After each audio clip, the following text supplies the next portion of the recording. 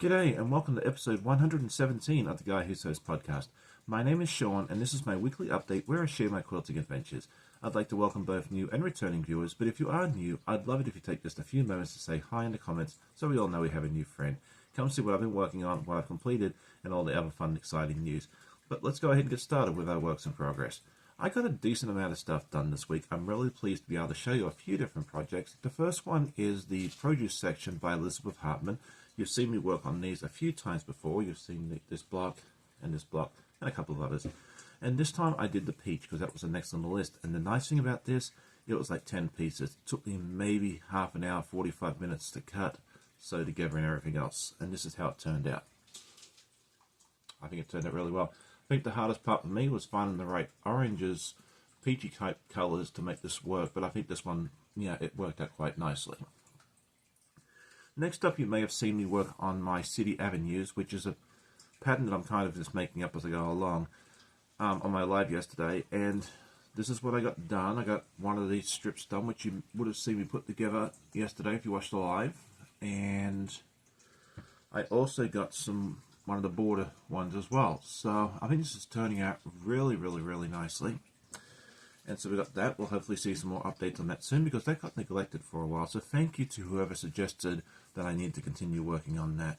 And then the third project I've been working on is the Dormouse, which is block 4 of the Mad Quilt Party, which is an Alice in Wonderland themed sew along by Art East Quilting Co. Last time you saw the head, the head and the ears, and this time I've got his whole body together. I think there's about 30 pieces all together, and it took a lot longer than I expected. I'm hoping to get the rest of this block done very, very soon. So that's what I have for my works in progress. We'll have more to show you later on in the episode, but right now let's go across to our week in review. And if you're new to the channel, welcome. We're so happy to have you here. But this is just a series of videos that I take during the week. A lot of it's me sewing and also of any adventures we get up to. So I hope you enjoy.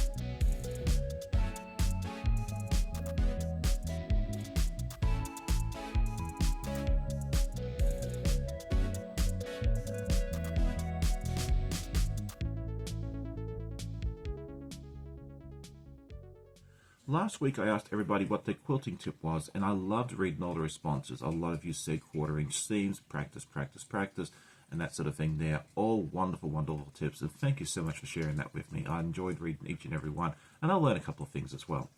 This week I got inspiration from a question someone asked me in the live yesterday about setting my seams and ironing. I think it was actually Debbie. So what I wanted to ask is are you someone that irons every time, sometimes, or do you finger press most of the time? I used to be against ironing, but I've found out for me I absolutely have to do it as well. And also, what is your go-to iron?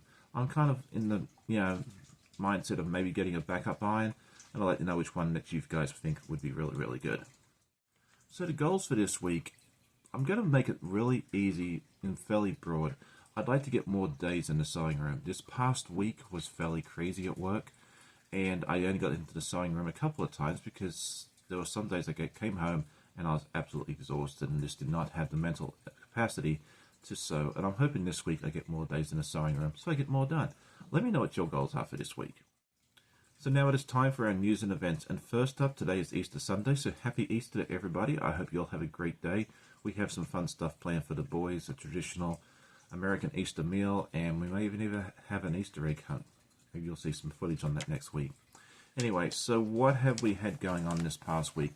I was hoping to have some videos come out this week, and that just didn't happen, unfortunately. But, you know, there's always next week, right? I'd like to get another episode of Investigating Quilts put out. We'll see. Hopefully we'll have time to do that in the next day or two.